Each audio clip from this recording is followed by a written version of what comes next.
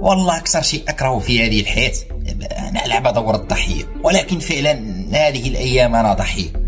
يا أخي أنا إنسان فاشل، يقول لك الناجح يحاربون، أنا فاشل، لما تحاربون؟ يذهب حارب الناجحين، يفتح لك 40 30 حساب، يدخل لبتك ويبقى يبلغ عنه. ماذا فعلت لك يا أخي؟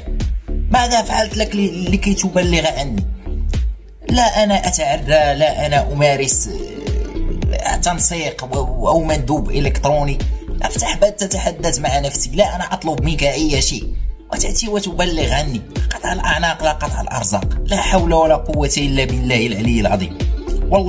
والله ثم والله لن أسامحك حتى الغد يوم القيامة، لن أسامحك حتى الغد يوم القيامة.